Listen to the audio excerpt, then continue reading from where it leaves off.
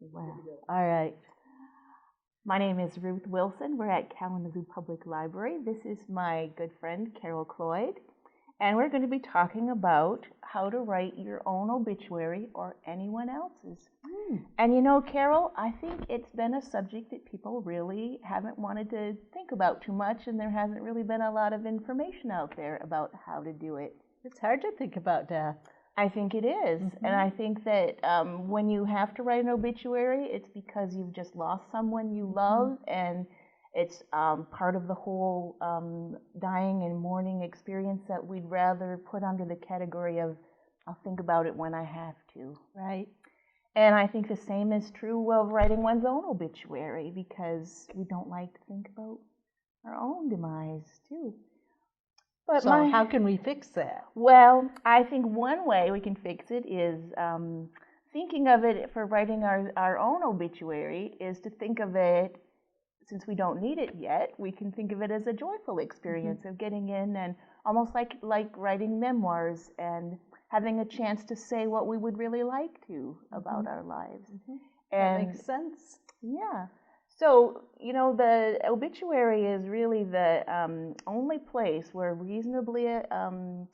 reasonably complete account of our life is going to appear in print. So you only have one shot to get it right. So yes, let's definitely talk about how to do that. All right. One question that I get a lot is why the interest in obituaries? You know, I work in local history, as you know, and every day we get requests for helping people find obituaries, both in person and over the phone. And we have a tool to help people find them. It's a database that we've been working on since the 70s. And it has, has obituaries and death stories going back to the 1830s, and many other kinds of articles too. Basically, everything that's been in the area newspapers for all that time is either already in or is getting put in. So why are people calling you for obituaries? They see it on our database, and it's someone they're researching. They know their ancestor is in Kalamazoo, and they see that they can get an obituary from us. The obituary itself isn't online, but the record of it is. And they are trying to build their family tree. Or sometimes it's not really a genealogist who's calling. It's someone who just has a family mystery they're trying to solve. And they're hoping that obituary is going to have enough information in it to tell them the kinds of things that they're looking for. One example of someone who was not trying to build his family tree, there was a gentleman I helped who had discovered that his father was born in Nebraska. And he couldn't think of any reason why his grandparents would have been in Nebraska. So he was researching obituaries to try to find a clue of why that happened. And so it's just kind of the little things people try to find out. And then, of course, a big user group is the genealogists. And they love our database because wherever they are, they can access it. We've had requests from every continent except Antarctica. Wow. For no one lives there. That's right. If only someone would move there so that we could get a request. A penguin obituary. That's right.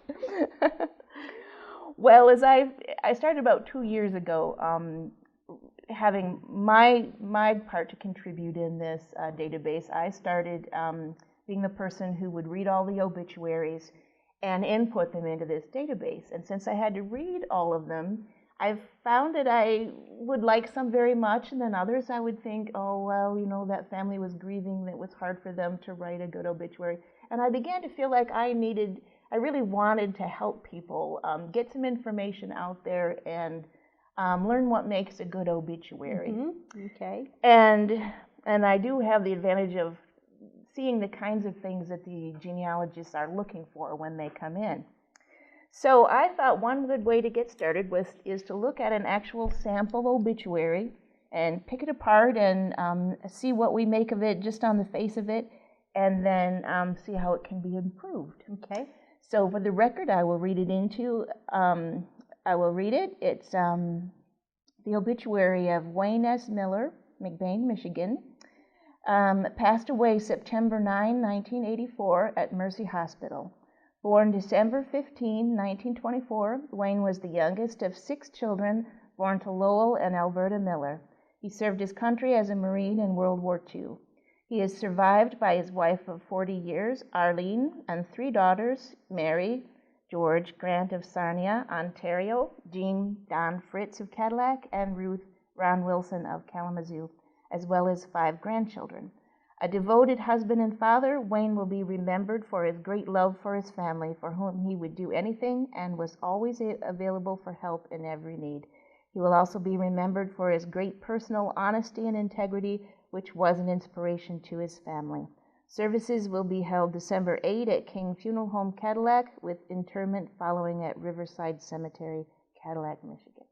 This is actually a version of my father's obituary that we wrote, and it isn't the final version, and so I've changed some things about it, but what I wanted to do was make it show some of the kinds of things that I see now in obituaries, so that it would give us a point of application to start talking about how things, how they can be written.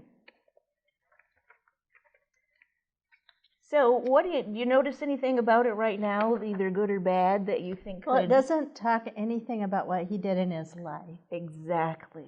It doesn't talk about it at all. Right. And it doesn't talk about what was important to him. Exactly. That is really the biggest thing that I think could be improved about some of the obituaries that I see. And I'm so glad you noticed it right off the bat, because... Well, he does love his family, but who doesn't love their family? Who doesn't love their family? Yeah. So and it's okay to say it, but...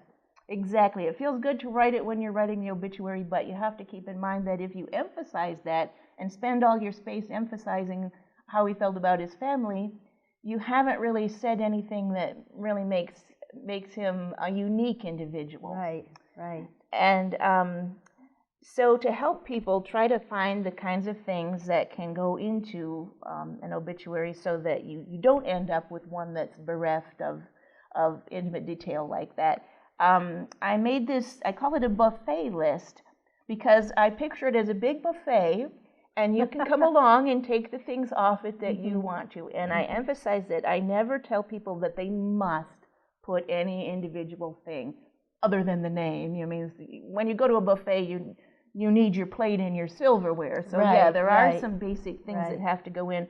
But for all of the other items, what I like to do is help people make an informed decision. I have the list to go over, and I explain why you would put those things on there, but whether you do or not is up to you. And I also kind of explain some ways to handle it that might make people more comfortable with going ahead and putting it in. So as we go through, we'll talk about those things. And I want to call your attention to right at the bottom where it says Principles for Obituary Writing. The first one is obituaries connect the past, the present, and the future.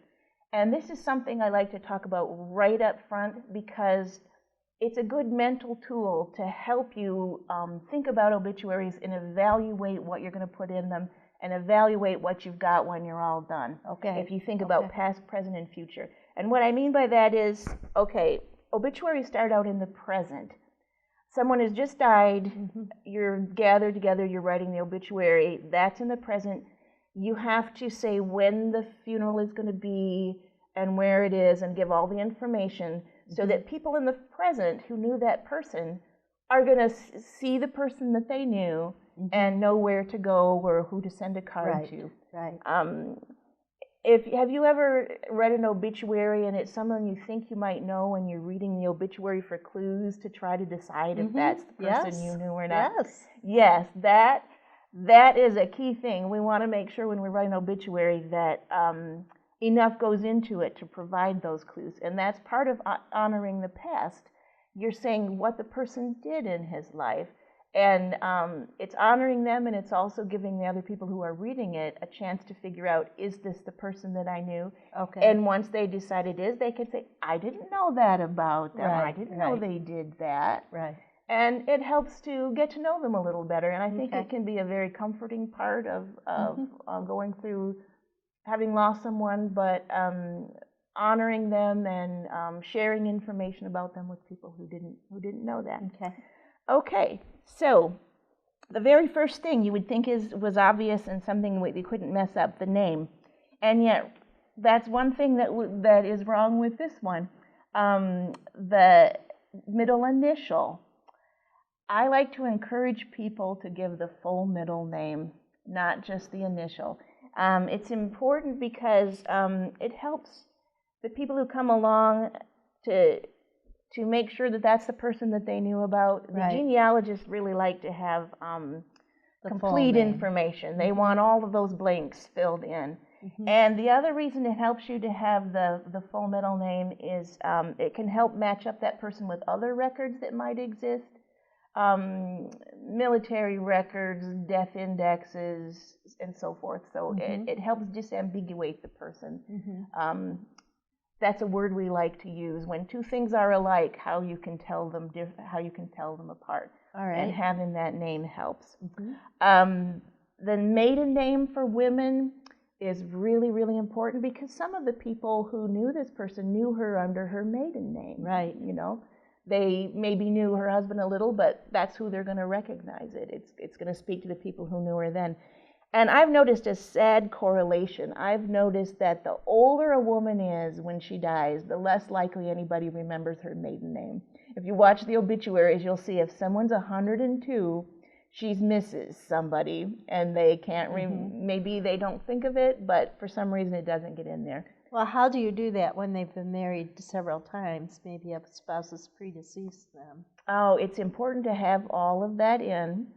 And to have those records. So if you have someone who's older and you're not sure, you can do some family research right away and sit down with them and say, you know, I'd like to do some family research and create a file, and I'd love to hear about your history and everything you've done, and collect all the information that you can. And you don't have to say you're writing their obituary. It's just a nice bit of information that can be preserved for the family in the future. Okay. Now, for former spouses, that can be handled, and it can be handled very gracefully. Sometimes, you know, the former spouse is deceased, and there's not really usually a problem. People don't have a problem putting it right in the body of the obituary who they were married to. Okay. With divorces, sometimes people are a little more sensitive about that, and they don't feel as comfortable, or they're not sure, you know, do other people do this or so forth. The answer is yes, the genealogist will love to see it. Another reason it's important is because some people will have known the person by her previous married name. All right. Especially when a woman has been married for a long time and had that married name for a long time, and then eventually has another one. Right. This is going to give people a chance to get to know them to recognize their obituary by that name. And it's also going to help all the genealogists in the future who are working on that genealogy too. And genealogists are very inclusive people. If you were once married in their family, then you're forever a part of their family. Okay. Even if you get divorced, they still You're want there. You're there. You're one of us. They want all of those lines filled in. Okay. And it's especially true too when there are children by the previous marriage, because here, if you have the children's name and you don't mention the parent, that's whole half of their family tree that isn't going to be just blank. It won't be as easy to research.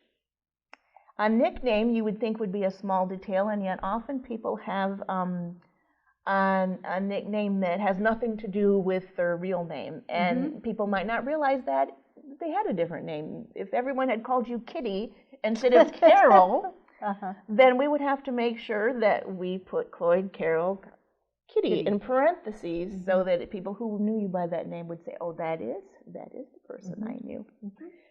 Date of birth and date of death are also very important. And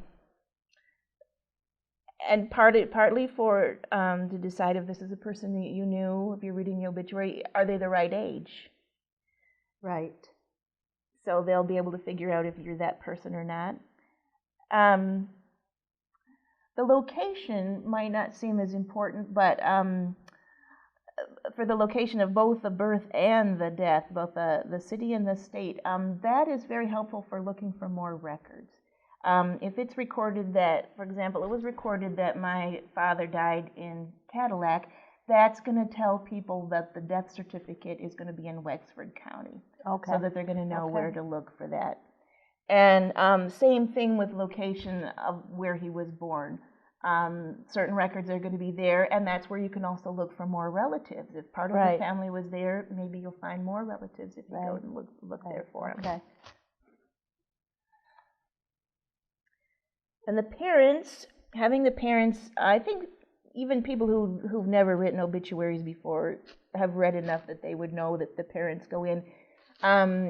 But it's helpful for the genealogist because they want to take it back one more generation. Mm-hmm. And I did get a question once about, well, what about there's biological family and then there's the adoptive family. How do you handle listing those parents?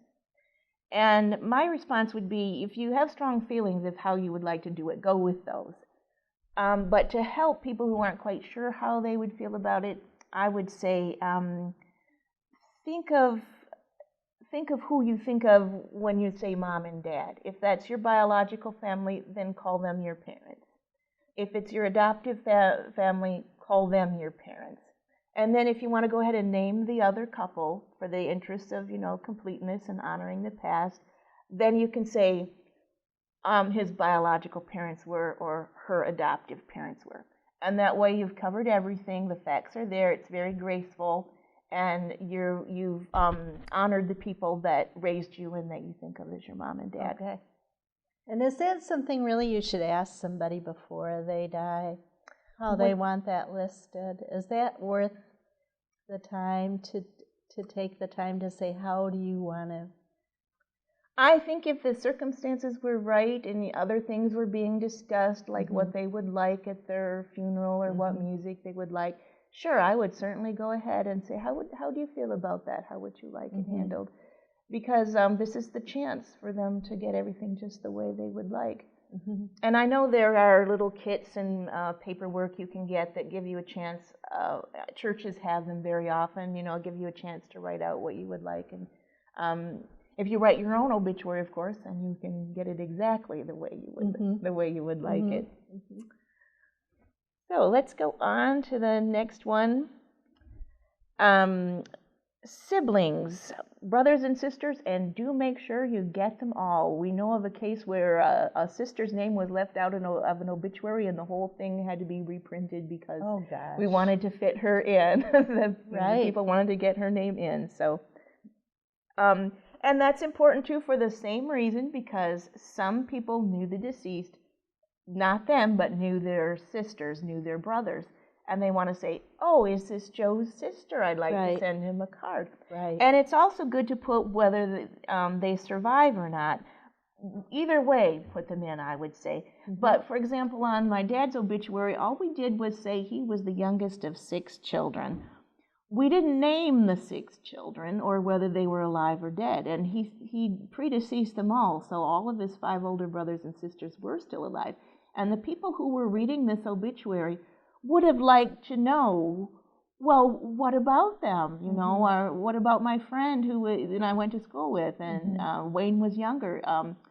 They would have wanted to know that information, and it would have been a chance for them to find out, and then in the future, when the genealogists come along, that would have informed them of any siblings that they didn't know he had, and would give them points of application to look for them. And just get the whole family tree right and complete. Right out there. Right out there. Yep. Now we know that children and stepchildren are very important, and we would always put them in there. And where they live is a nice idea too. When our children get to be far flung and they're living far from home, it's good to put where they are. People who know us will be interested in that. People in the future will like to continue to look for records in those places. Nieces, nephews, and cousins, you don't see that quite so much, except in the case where they were particularly close friends of the person who's died. Then you see them mentioned more often. The cause of death is another one that is controversial or there's confusion or uncertainty about, do you say it or don't? And I think for a long time it was just never really mentioned. You could go for years in obituaries and never find the mention of a cause of death.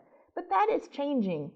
And I'm seeing it more and more in the obituaries I read, and I'm happy about that because I think it's just normal human curiosity. What's the first thing you think of when you hear someone What die? happened to them? Mhm. Yeah, and then you have to read where Yeah. to send money if they're, and maybe it's American Cancer Society or. And you think maybe that's a clue to what happened. Yeah.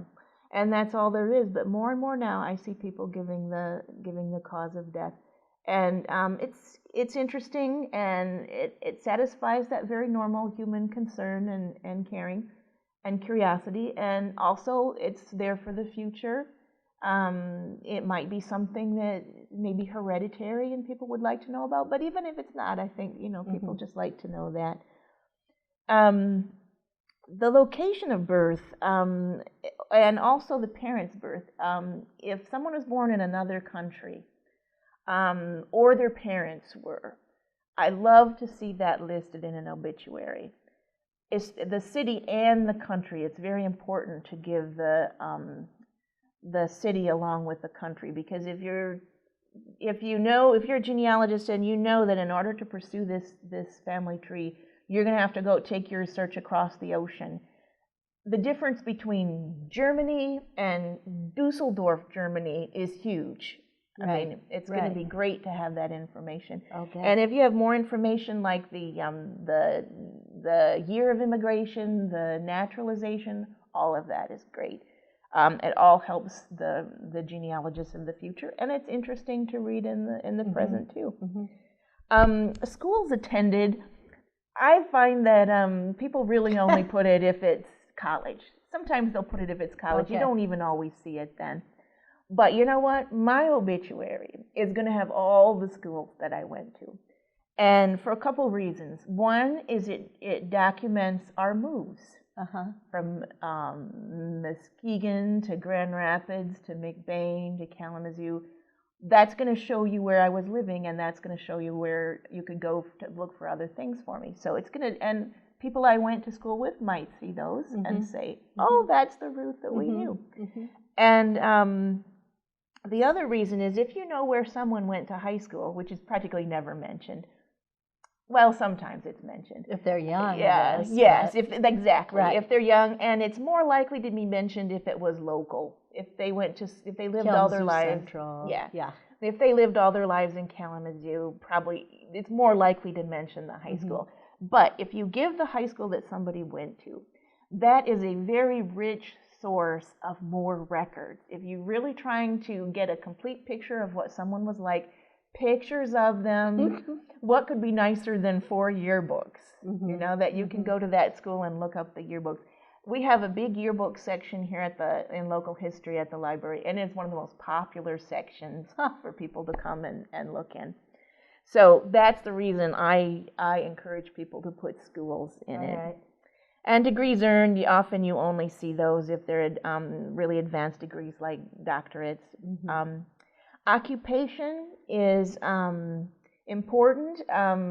Again, it's the same thing. People in the future will love to know it. It's going to round out that person as a real human being. People in the present are going to say, that's where I knew him from. I used to see him driving a bus or whatever it was. That they know where they know you from.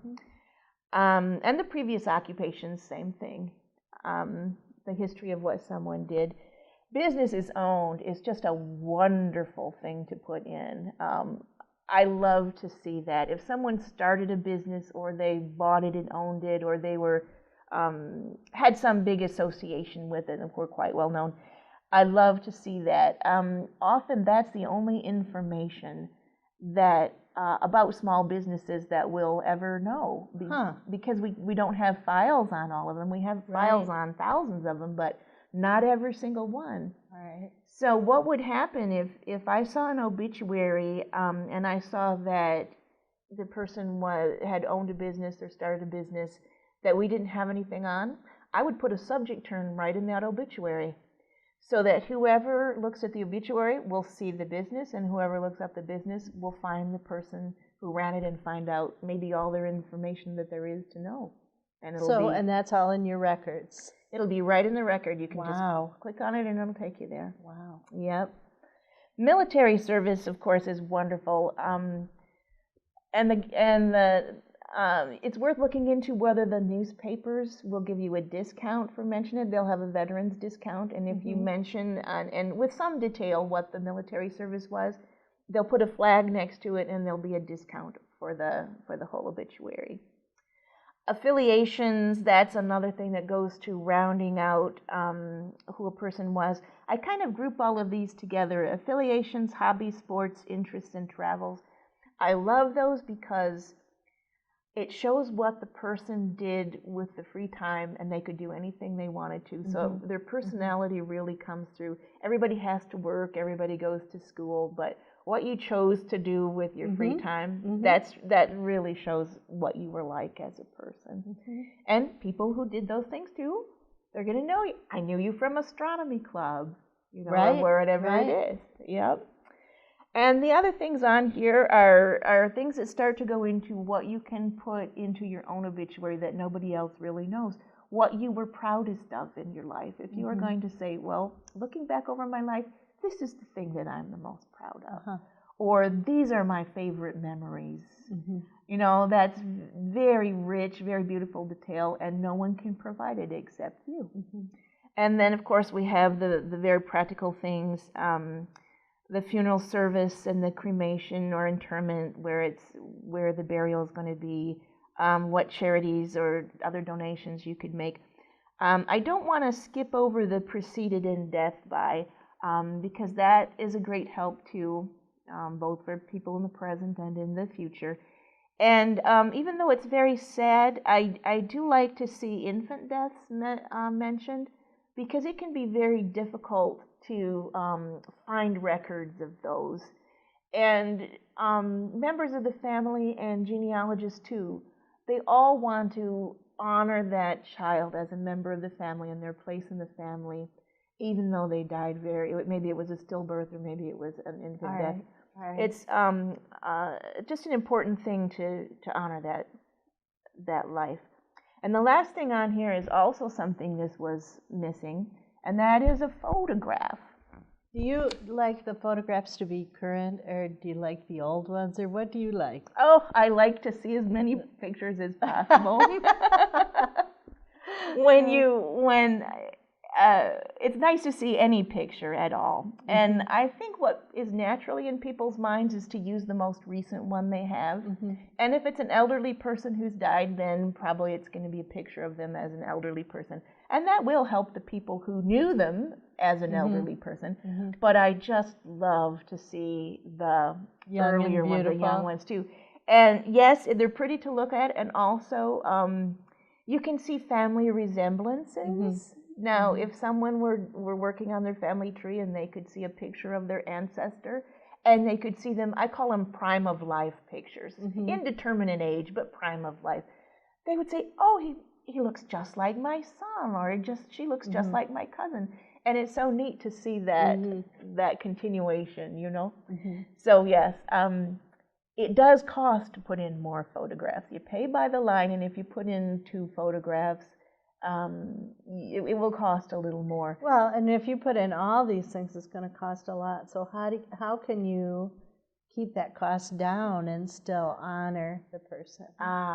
That is a perfect question, because there are ways to do it.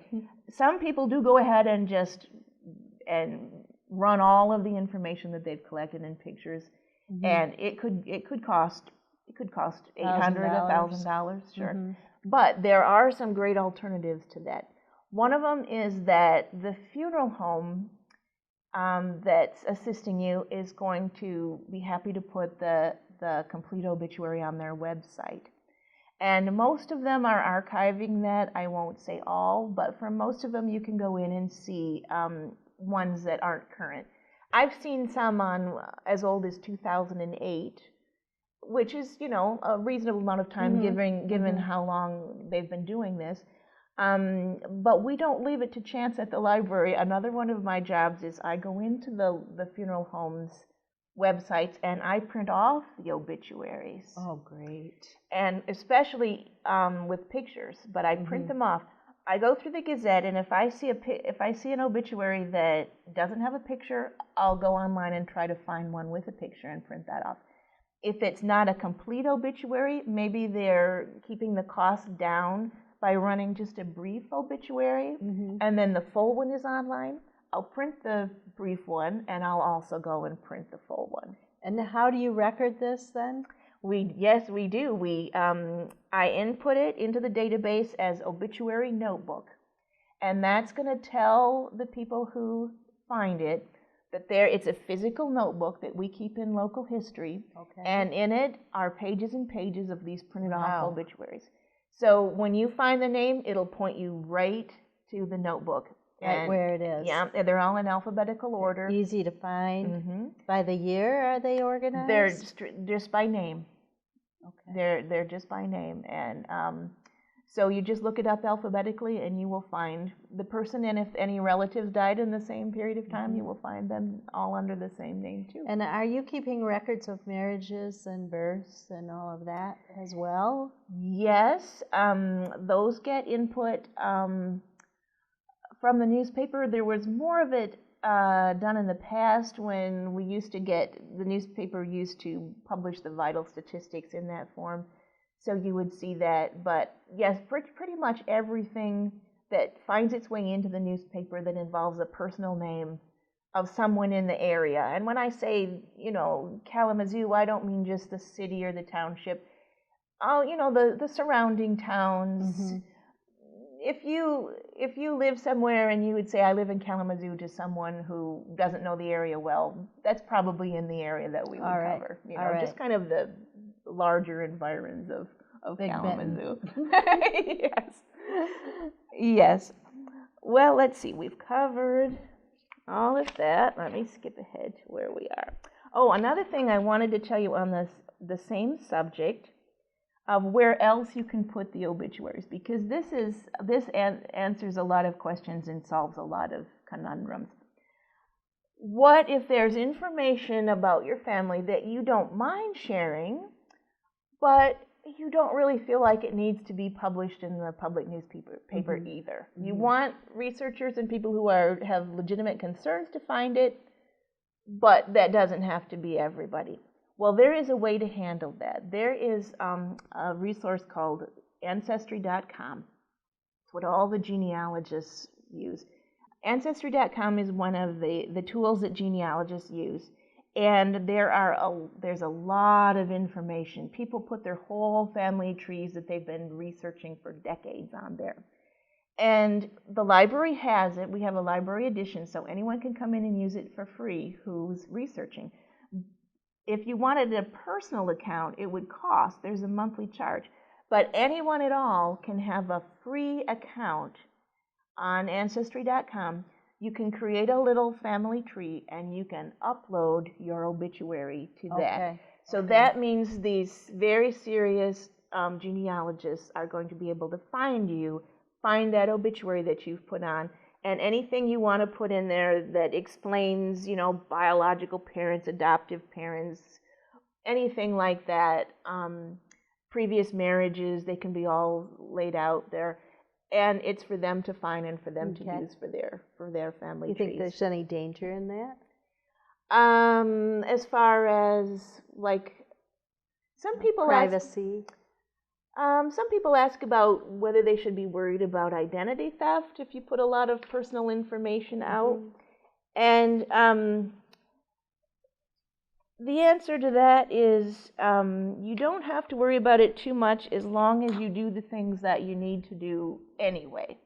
So even if you weren't running... Like get rid of the credit cards and close the bank accounts. Exactly. You report the death to the Social Security Administration, and you report it to the Michigan Driver's License Bureau. Okay.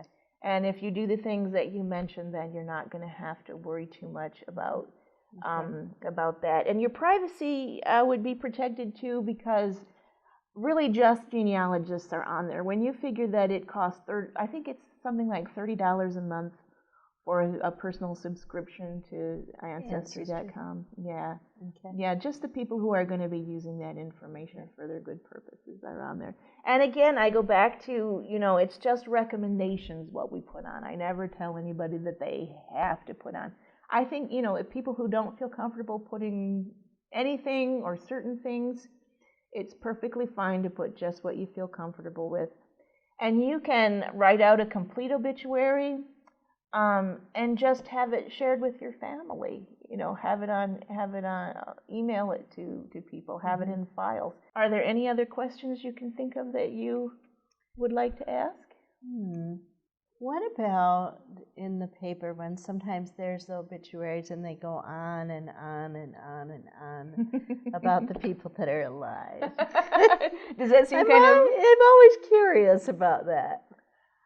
About whether that seems kind of braggy or something? Yeah, that is just not appropriate. I don't know. Yeah. You think it's okay to do some of that? Because like you said, the identifying makes sense.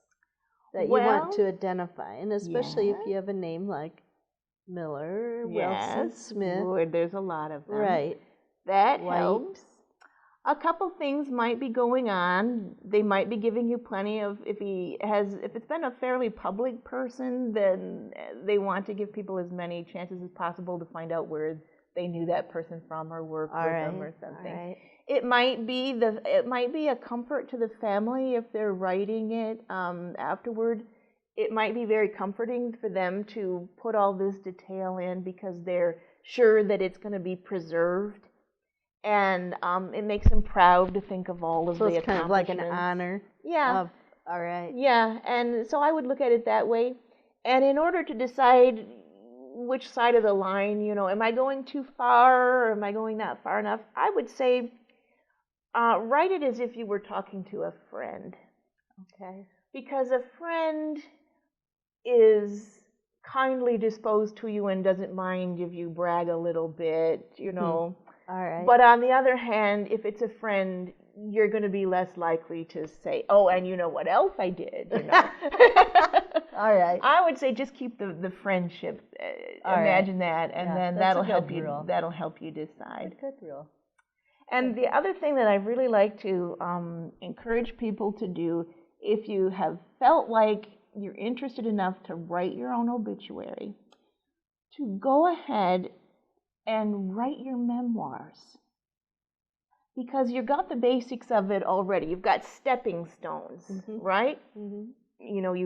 This stepping stone is your preschool, and this stepping stone is your elementary school, and you've got them all out, leading right up into the present, right?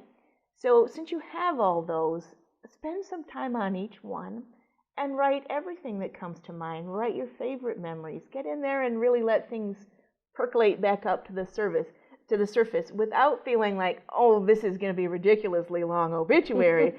No, just think about it as, I'm just going to put this down, and years from now, my great-great-great-grandchildren are going to be so thrilled to read this. People who are interested in the past are going to love to read it. People who knew you are going to love to read it.